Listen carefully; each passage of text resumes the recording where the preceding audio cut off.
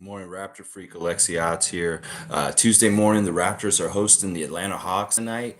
The Hawks have been on a hot streak lately. They've won 5 in a row right now, really trying to fight in that play-in battle for the higher part of the play-in with Cleveland and not being in that bottom part with Brooklyn and Charlotte, who's down there now. And the last game the Hawks played was very impressive. I'm not going to lie. That game on Saturday night, they beat the Brooklyn Nets with Kevin Durant and Kyrie Irving. And Kevin Durant had his career high scoring total on Saturday night for the Nets, and the Hawks were still able to overcome them. That's right. KD got 55 in that game, and it still wasn't enough to help the Nets beat the Hawks. So that's a testament to, in this day and age, the superstar model of building teams is dead.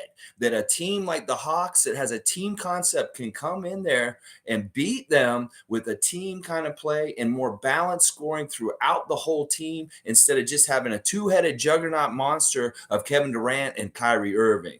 This is really good because Hawks have proven that they can beat the Nets in a one and done in the play-in, and they will try and do that and replicate what they did on Saturday.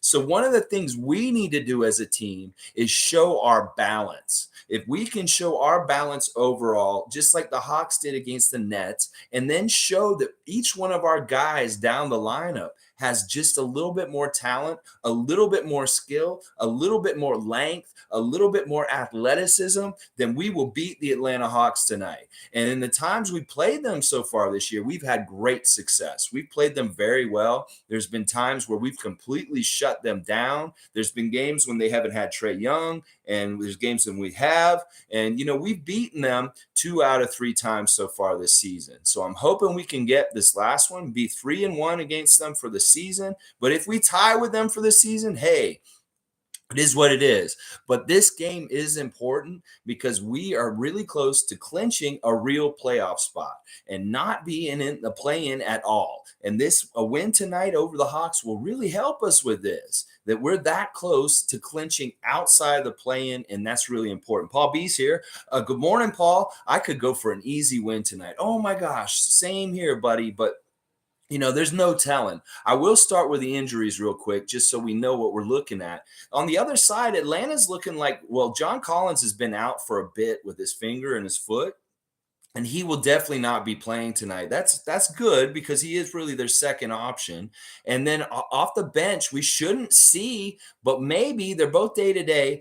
Danilo Gallinari and Bogdan Bogdanovic, which isn't a bad thing since these two guys are two of their best 3-point shooters off the bench. Now, if I remember this season, Gallinari played against us at one point, and Barnes was beating him up and messing him up bad. And then Gallinari sat out against us the next time we played him. And then he played again, and then he got beat up again. So he's a great player, actually, for us to have to play against, that they may be holding him out strategically because he causes all kinds of great mismatches for our players, whether it's Precious, whether it's Siakam, whether it's whoever ends up getting him, Scottie Barnes, they can take him to school and score really easily if Gallinari is against him. So maybe the Atlanta's benching him tonight. He's kind of hurt by strategy because he has hurt them in different ways. Now, Bogdanovic is somebody we definitely don't want to show up because he's kind of like a Strus kind of guy that we just saw on Sunday. He can get real hot real quick and get a lot of threes fast. So I ain't upset if he don't suit up and play tonight if Bogdanovic is not there. On our side, right now, it's Yuta for sure is out. And then OG is questionable, which I'm not sure if OG is going to play or not tonight. The injury that made him be a late game scratch for the Miami game on Sunday is a contusion on his leg, on his thigh. And once again, that's just a kind of a bruise. Instead of being on the knee like the one earlier this season, now it's kind of in the side of his thigh. So it must hurt real bad that he didn't want to feel like suiting up. And, a lot of people have been talking about this the last couple of days since the Miami game, that if OG had been playing, that might have been the difference to help us win the game against Miami. Of course, people will say, oh, if Jimmy Butler had played, PJ Tucker had played, all this kind of stuff. I'm just saying that OG, when he is in our lineup, our record is so much better. And that's why, OG, we want you to stay healthy and be ready to play, man. I know that it's better for you to get rest now before the playoff games and get as healed as possible. But hopefully Hopefully OG plays tonight, but if he doesn't, I still feel like our guys have a good shot to really beat them here at home in an important game. It's weird because Atlanta has had 3 days off. Or wait, no, 2 days off. They played Saturday, they had Sunday and Monday off. And okay, so they had 2 days off. And that was really because nobody played yesterday because it was MLK Day. And that's great. I never really agreed with having the NBA play on MLK Day. That they've done this years in the past where they have a whole slate starting at noon, going all the way into the evening. Let those guys have that day off as a holiday. This is like crazy. Why do you make them play on that? So I agree. I applaud them for not having any games on the NBA schedule last night. That was smart. And that's cool to me, at least. One of the things that came out in the last day or so is that Fred VanVleet has revealed that at the All-Star game, a bunch of the players that were All-Stars were there, and they took a vote about which team is the least wanted to play against, the one that everybody dreads, does not like playing against, and we won, guys. All the All-Stars, they did a vote, and they decided that the Toronto Raptors were the team everybody least looks forward to playing. This is something that we figured already deep down, just from the way guys would miss our games, like Tatum and Brown recently, or Giannis at different times this season, that it is true, that there is confirmation that Fred has brought it forth in the last 24 hours, that they voted, and we are the team nobody likes to play. Number one, not you, Boston. It's Toronto, baby. Oh, yeah. Callie's saying good morning. Really hoping for a tough defense right off the gate. We play so much better offensively when we do. Yes, Callie, you are so right. Once again, we say keys to the game is there's a couple ones that we say every time. Get out there, get a good start.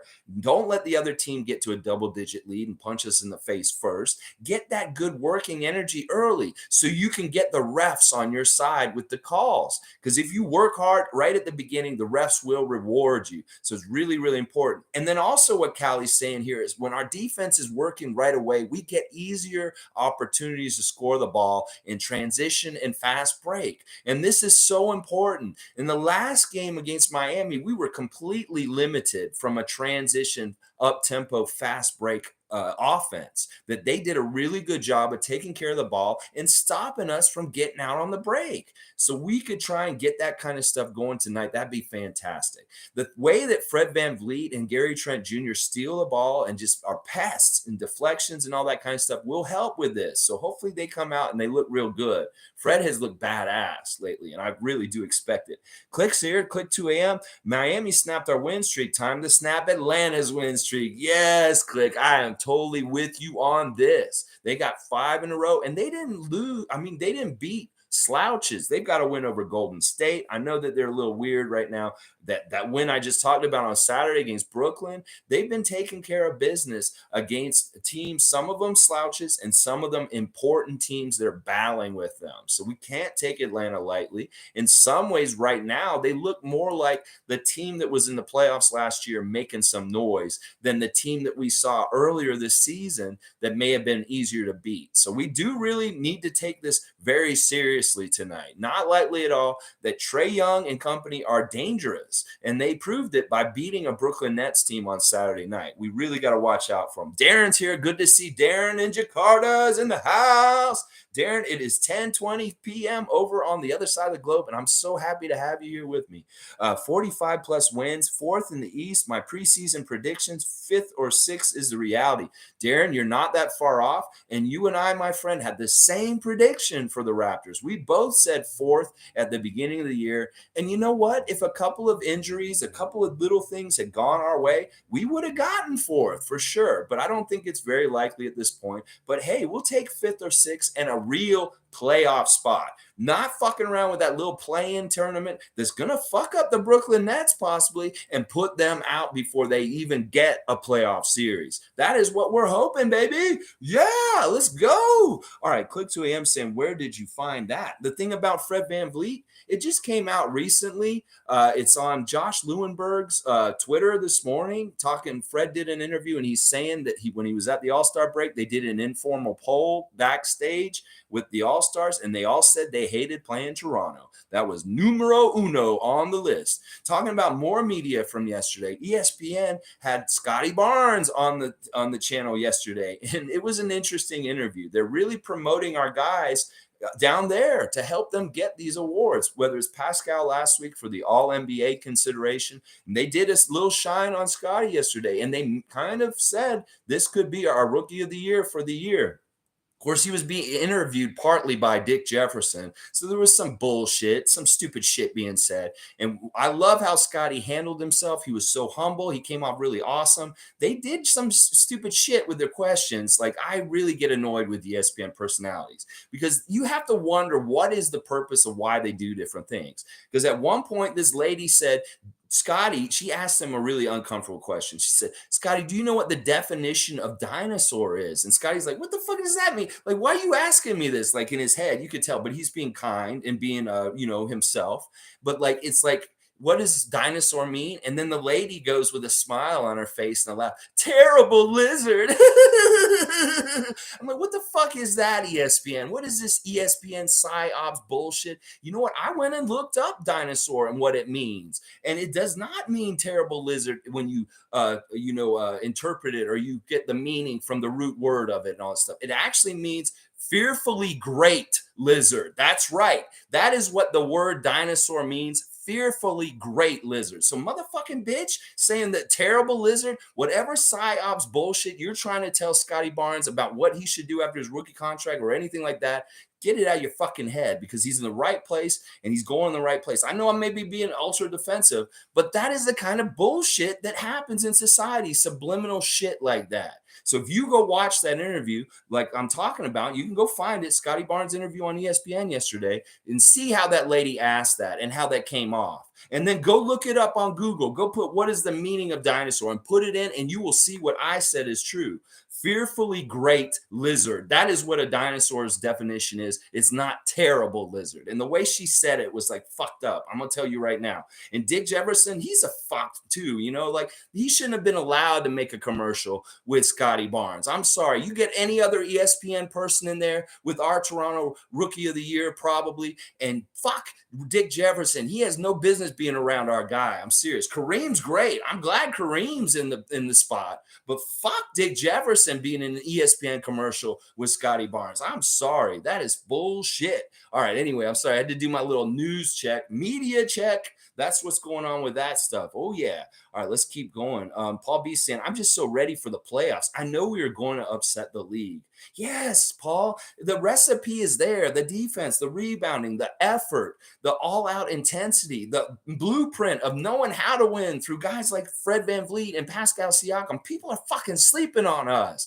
Nick Nurse is a genius. You don't think this man's going to figure things out that day to day in a 7-game series, he will make adjustments and he will figure out the way to get 4 out of 7? You damn right he will. And it's going to be a lot of fun, Paul. I'm exactly there with you as far as like our prospects in the playoffs this year and how we are kind of under the radar in some ways, at least, down south of the border. Up here, we know what's going on. Oh, yeah. Paul just wants a healthy team. Yes, get these guys all ready and set. Freddie and Gary look much better in the last couple games since not looking so great before. OG, please just get as healthy as possible and no other else, anything with anybody else. We're looking pretty healthy right now. Knock on wood. Let's just keep it going right on in to the playoffs and into the first round. Oh, yeah. All right, let's see. Click 2AM saying winning this game will potentially put us permanently in the playoffs.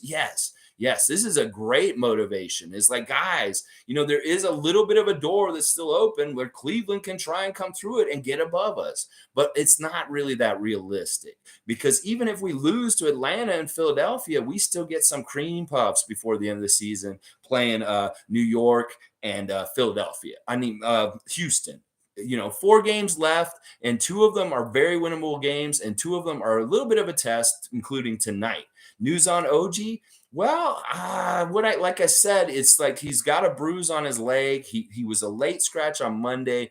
I don't know if we'll see him tonight or not. I hope we do. But if they're going to be on cautious with him and make sure that he really gets better and feels better with his leg, then keep him out one more game. It's not going to be a make or break thing. Tonight is great if we win, but it isn't going to absolutely kill us if we don't. But we really do want to win. We need to win these games, including the game on Sunday. So let's get on the right side of the win column tonight.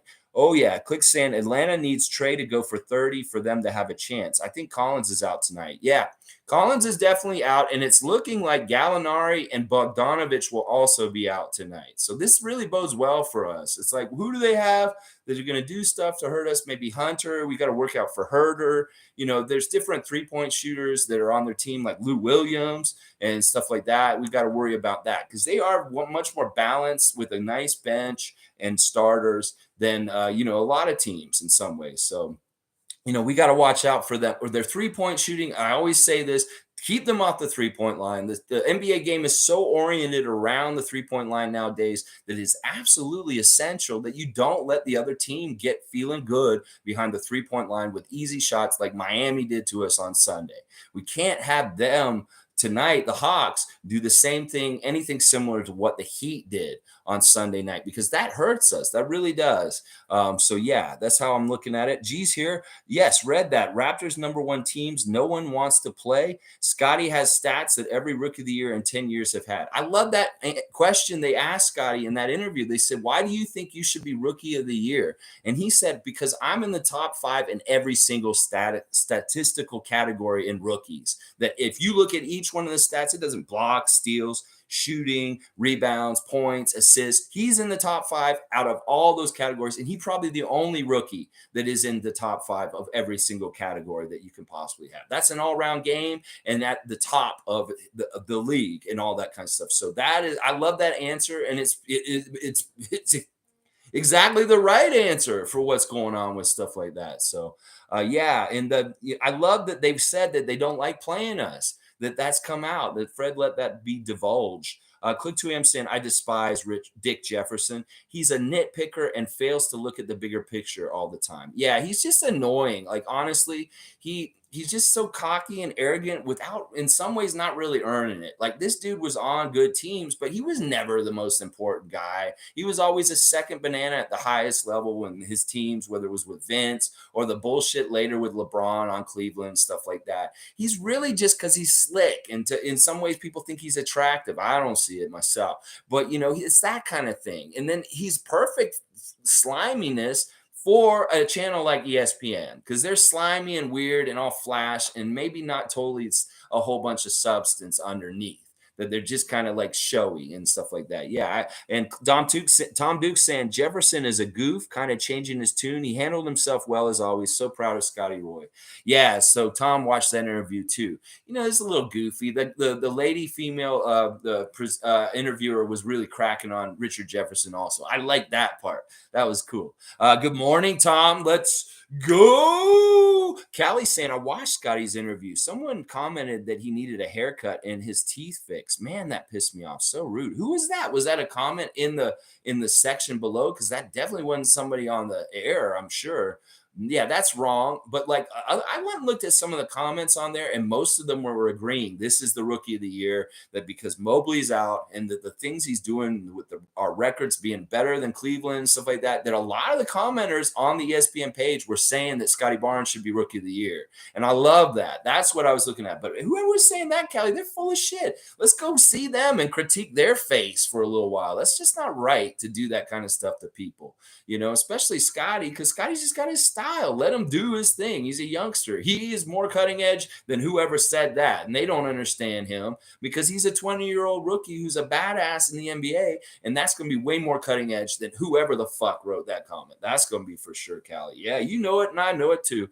G said, Callie, too many negative trolls in the world. We just need to keep positive, encouraging our player. Those people are miserable in their lives. G just hit the nail on the head. This is true. These people are so miserable, they got to lash out. When you treat people in that kind of way, coming out towards them, that's a reflection of how you feel inside about yourself. And that's almost in a way more sad and pathetic. than anything they could actually say is their actual condition as a person.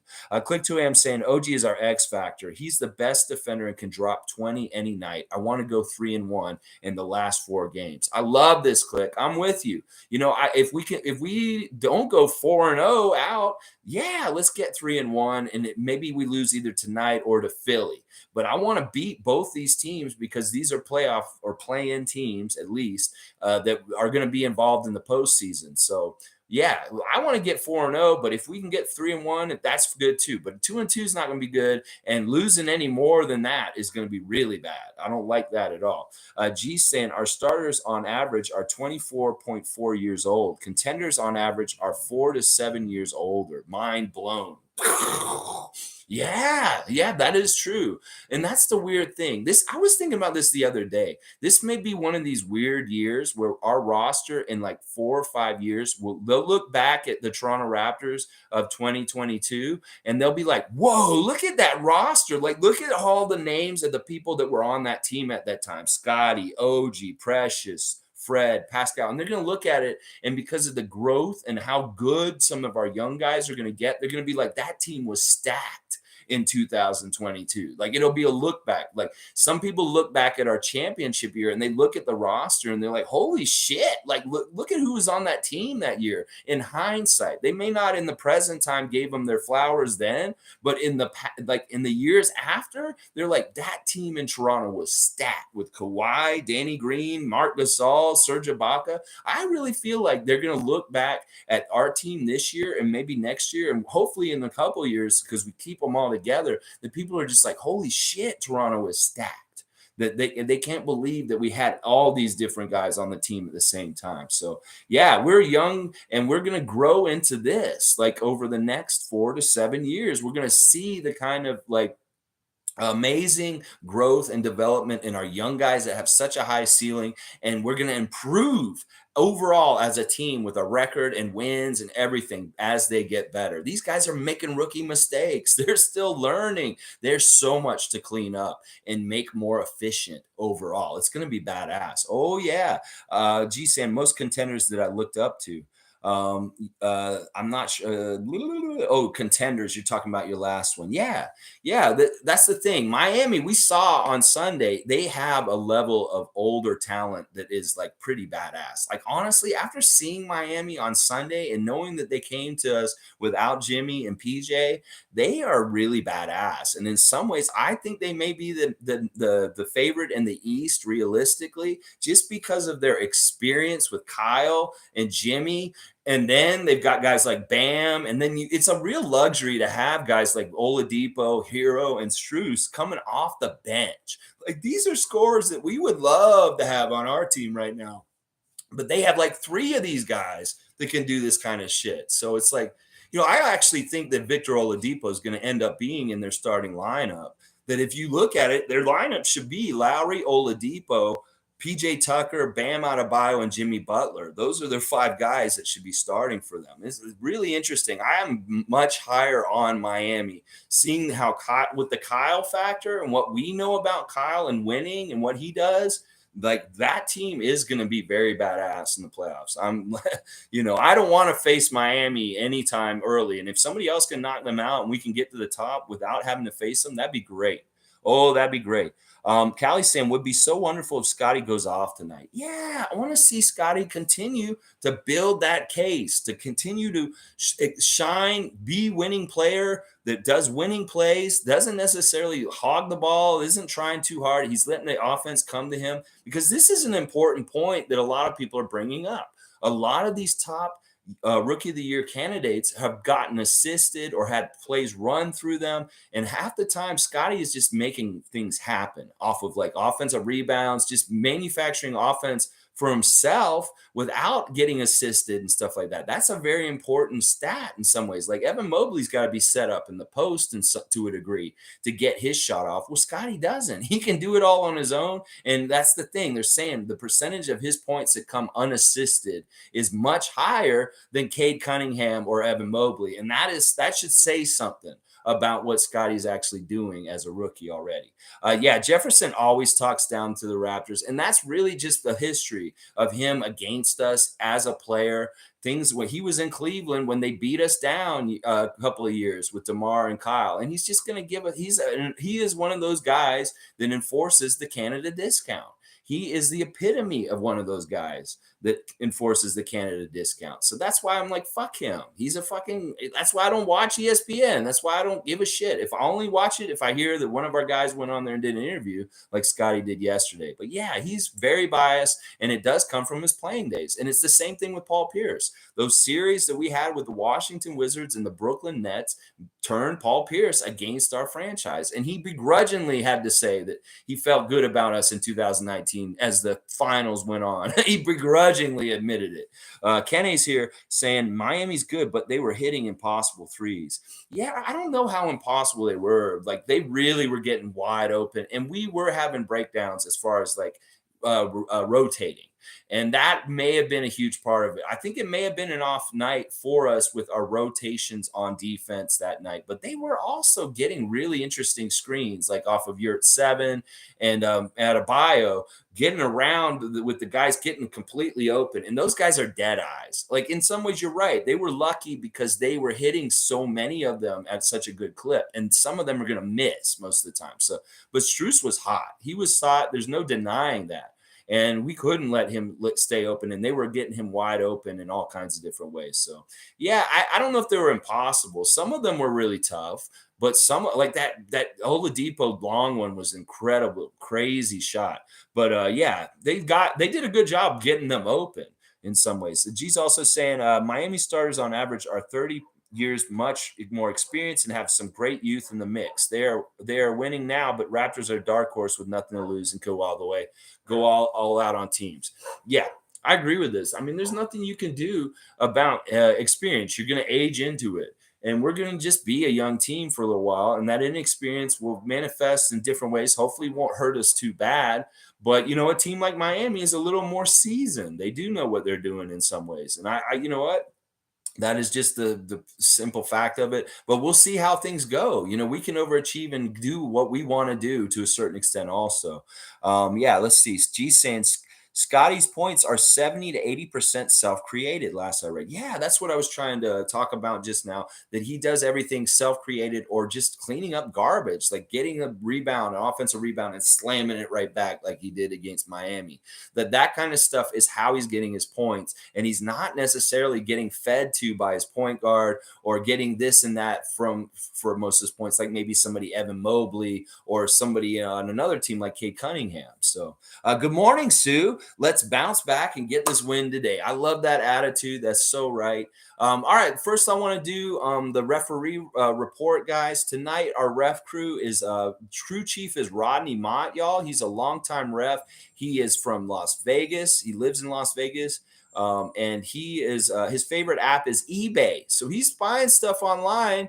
And his win percentage with us is not that good, guys. Once again, he's a 25 plus year vet, and our win percentage under him is 0.449. So we got a 45% win percentage below our our 0.479 win percentage overall as a franchise. So Rodney Mott is not refereed on enough of our wins. He's refereed on a lot of our losses over our franchise's history. So he's not necessarily a good ref for us. He's right in that area of Ed Malloy and Tony Brothers and those guys. And then our referee for tonight is Brian Forte, who's a guy from Atlanta, or he's from Virginia originally, but he lives in Smyrna, Georgia now. And his favorite app is Netflix. And he's fairly okay to us. His wins percentage on when he's reffing is 0.565. So 57% win percentage with Brian Forte out there. He's once again, he's one of these mid-level experienced refs. So he's got he's like a 16-year ref or something like that. And then our final ref, the umpire, is going to be Danielle Scott tonight. She's a younger ref. She's been involved in the NBA, I think, 2 or 3 years now. Her favorite app is Pinterest. And we have a better record under her. We win 2 out of 3 of our games when she's reffing.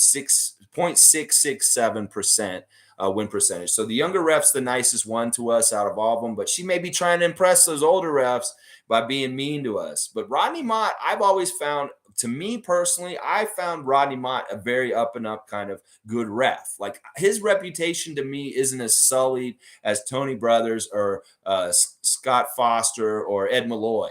But he is that kind of longtime ref, and the stats are telling me that he refs us the same way as them. But at least maybe some ways he seems more fair.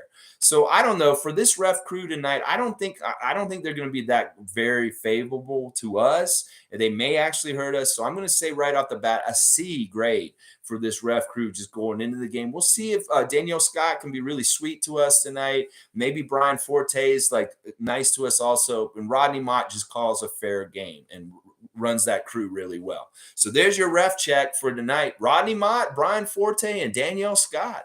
That's our crew. Oh, yeah. All right, let me do the next part of our thing. I did the injury report. Now I guess it's time for Tom Duke's Real Mascot Matchup. I need some theme music, I think. At some point, we're going to evolve this channel, and maybe I'll get like theme music, and I can press buttons, and all of a sudden things come on, and like we have the music. So I don't know. Anyway, so the last time we saw the real Raptor matchup, the Raptor was on a Christmas Carol journey through the history of the NBA and its connection to Toronto in Canada. He saw Will Ferrell playing James Naismith, creating basketball with a peach basket and a volleyball. And then he saw the Maple Leaf Gardens and the first ever NBA game played with the Huskies run around on the court and stuff like that. And then he went to a golf course and he saw Kyle Lowry sitting on a golf cart at the golf course in Miami. And this is where we're left off. And the Raptor sees Kyle Lowry there, and Kyle Lowry sees the Raptor. And there's a little bit of a recognition, like an old friend, like, oh my gosh, it's you, buddy. And they're just like, it's so good to see you. And they come and they embrace on the course. And they're just like, I missed you. I missed you too, man. It's been too long. And it feels real good and feels real happy. And then, they say a couple of things. They have a little nice conversation. It's real nice. The Raptors real happy and appreciative of seeing Kyle because he remembers it all now, how he was the greatest Raptor of all time. And he's just so important to his life, the Raptors' life and stuff like that. So they talk, and then Kyle gets on the golf cart and he takes off. He just rides off into the sunset down the golf course, and the Raptor's standing there. And he's like, wow, that's so nice to see him and stuff like that. But then he checks his pockets, and he realizes that Kyle has pilfered his nugget of gold. That's right. Kyle went into his pockets while he embraced him, and he took that piece of gold that the Raptor had been carrying with him that the Laker tried to rip him off for, and he rode off with it. So Kyle took the gold, and the Raptor's like, fuck, now we got to go find new gold for us. And that's what he's thinking. So he's going the other way in the golf course in Miami or wherever it is. I guess it's somewhere in Florida. And he's walking along and he hears something in the tree go, "Gah! Gah!"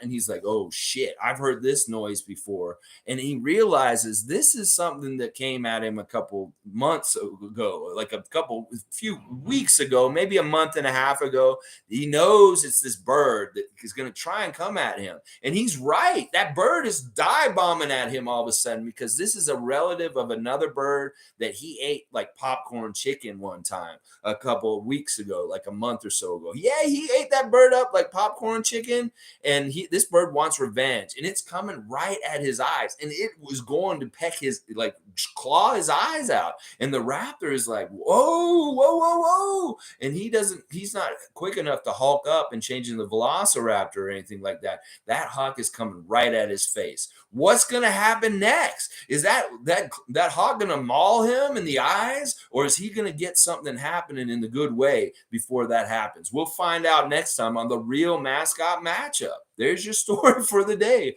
Oh my gosh, here we go. All right, Sue is saying, sorry I was late and didn't hear the injury report. Is OG playing tonight? Right now, he's still questionable, Sue. It sounds like it could be a game time decision and that he could be playing tonight. But also, we were kind of saying that like it may be good to just side on the side of caution for right now, since we're still in the regular season, and really make sure that he feels good. But I feel better when he's out there and playing. But then also, again, I can see the benefit of him not being out there tonight. So he's listed as questionable as of right now. So hopefully, who knows? Maybe he will show up and be there. Like Malachi's off the injury list. He's available and ready. And one of the things I did read this morning is that Delano has been sent to the 905, so he's not available tonight, and neither is Bonga or Champagny or any of those guys. The whole 905 team has been sent to the G League squad because they're going to participate in this playoffs that's coming up. And in fact, our first playoff game for 905 will be Thursday night, the 7th at 7 p.m. in Mississauga at our arena here. And they're waiting for the winner tonight between the College Park Skyhawks and the Capital City Go-Go. And whoever wins that game, it's a one and done, will play us on Thursday. And that game will be a one and done also. So it's absolutely essential that the 905 are ready on Thursday for a game that's like do or die. And then they get to the next round, which is the conference finals, the Eastern finals for the G League. And then they get a one and done there too. And if they win that, then they're in the finals, which is a best of 3, where they have to win 2 out of the 3 to win the championship. So that's the path for the Raptors 905 to win the G League championship. And this will be quick. This will all happen before the NBA regular season will end. We'll have this all happen over starting tonight in a whole week, so that we will play our first game for sure Thursday night, 7 p.m. Mississauga. Raptors, whoever wins the game tonight between College Park Skyhawks and Capital City Go-Go, that's who we'll see on Thursday.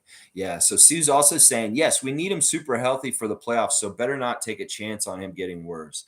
If we can get away with resting him now in games that don't really matter too much, because we're really kind of in a set kind of place in the 6th or the 5th, that might be smart, because he will probably have to play hurt once the playoffs start. That's the kind of thing you make a different decision about whether you're going to sit with the lingering injury or not. You're like, I want to play.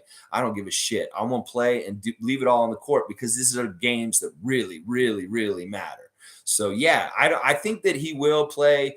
Well, I don't know if he will play, actually. I'm not sure. It was such a weird late scratch on Sunday. Like when I got to the game on Sunday night and I heard that OG wasn't playing, I was like, fuck, this is not good. This isn't good. And it was a factor in part of the reason why we lost on Sunday night. To me personally, I think that if OG had been out there, it would have helped with a lot of different kind of things and stuff like that.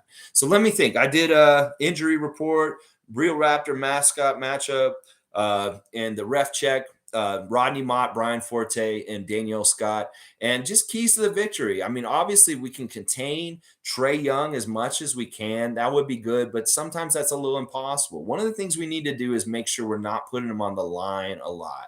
Like we don't want him getting like fouls here and there. And hopefully maybe the refs will call offensive fouls on him for his goofy little hitting out or like trying to initiate contact kind of stuff like they do to James Harden and him. That would be real great to see tonight. And then obviously there's secondary guys around him that could be very dangerous, like Lou Williams, Herder. Even DeAndre Hunter is a very good offensive player in some ways that we need to try and contain. But these guys, we've had really good success this season, not letting anybody on Atlanta do anything really crazy good or badass. And I really hope our fans come tonight and have a great energy to help the team also. It is so important what Callie said, that we come out really strong and play good defense right away, because it will set the tone. Like I said earlier, with the referees, we may get more favor with the call. If we look like the team that's working harder and getting to the ball faster, we will get more favor from the refs. That is how it works half the time, that you really need to be the one getting after the ball and putting in the effort, and the refs will reward you. And that's such an important key thing in that area, but also just to get your team in a good rhythm and feeling good and going. And the more we can stifle and stop the Hawks from getting any of that good feeling going, on like the Heat had on Sunday, the better off we'll be in winning this game. That's really how we can do it, is we stymie and frustrate the other team like those all-stars voted and said. People don't like playing the Raptors in the league. That's the number one team they don't like playing. Well, let's live up to our reputation tonight once again and make the Hawks really not like playing the Raptors, because we're all over them on the top of the key with the guards like Fred and Gary just poking the ball out this way or doing this, coming around stealing this. And then down low, we just have like 3 or 4 guys coming at you with length, and we're physical and we're doing stuff to really push them off their pace and stuff. So Pascal can get going and have some good scoring. He does pretty good against the Atlanta team. It's not like Atlanta has super great defenders or great defensive things. It's more that they try and outscore you. They will try and outscore you. And in some ways, maybe they are a really good matchup for the Nets if they're going to get into a scoring competition, because they have more guns on their side, and the Nets may have a couple of big guns on their side. And I also like the Charlotte versus the Nets matchup in the play-in also, because Charlotte is starting to surge a bit also. I think adding Isaiah Thomas was a great addition to their team in different ways, and hopefully he can get LaMelo reined in. And if they have to play Brooklyn in the play-in and it's one and done in the 9 and 10 spot, they can just put them the fuck out, because that would be great. And I like that Kevin Durant has said recently, if he had not got injured, their season wouldn't have got derailed. Well, you're damn right. You're right. If you had not gotten hurt the time you got hurt in this year so far, like recently, yeah, you probably would have kept rolling, and you probably wouldn't be in the position you're in that at this point. But this just goes back to what I said in the season preview. You know, that's what I specifically said about the Brooklyn Nets, that you have a couple of wheels on that car, and if they're flat at the end of the season because they're not playing or something like that, that hurts your car, especially because those wheels were so important. And at that time, it was Irving, Durant, and Harden. And they were like, one's gone, one wasn't there half the time because of not taking a vaccine, and then the other one got hurt at a really key time. And that's what happens when you have a superstar team. That's what happens to the Lakers too. Anthony Davis. That's what happens. So you don't want to put all your eggs in the same basket. You want to have different guys that you can rely on at different places. And that's part of the reason why the Raptors have had success, whether we've had 1 or 2 key guys out at any time, because we have different guys that can carry the water when other guys aren't available. And that is a huge strength in today's NBA. So, yeah, that's what I'm seeing, y'all. If we can really not let any of the secondary Hawks do a whole lot, Trae Young's going to do what Trae Young does, but hopefully we can limit him as much as possible. Maybe we try and go at a couple of their key guys and get them in foul trouble. Pascal can start driving towards guys like Trae Young or DeAndre Hunter and stuff like that. That could really help with things if they're in foul trouble and they can't even be out there. But I feel good about tonight, and we want to win. Oh, yeah, we do, because we want to stay above. If we can get above Chicago, we're tied with them right now. That would be great. I don't even know who they're playing tonight. I should look at that. Chicago is actually playing Milwaukee tonight. Milwaukee is in Chicago, so that bodes well, too, for us. Hopefully, Milwaukee can take care of Chicago, and we'll be a full game up on Chicago in the 5th spot by the end of tonight. Philadelphia is in Indiana. That I see there. Cleveland's in Orlando. Houston is in Brooklyn. And Charlotte is in Miami. That's what it's looking like for the important Eastern Conference battles for tonight on the schedule. So, all right, guys, thanks for being here. I really appreciate everybody with the encouragement yesterday after my stream yesterday. I really, really do appreciate it. It really means a lot. The comments, the messages y'all sent me, the positivity can really beat the negativity that comes at people. And remember that in your everyday life. Like if you see somebody that you appreciate in your life every day, whether it's somebody you see at a convenience store, somebody you just see on the regular as a neighbor or something like that, and you appreciate them for some reason, don't wait. Go ahead and tell them that today, because you don't know how much that encouragement and that positivity that you share with them in that moment makes a difference in their day and how they feel about life in the world. So let's go do that. Let's shine a light, y'all. All right, let's go Raptors. We got to beat those Hawks. I feel like some popcorn chicken tonight. Don't y'all feel like some popcorn chicken tonight? Oh, I want to get some popcorn chicken tonight. Oh, yeah. Wow! Woo! Wow!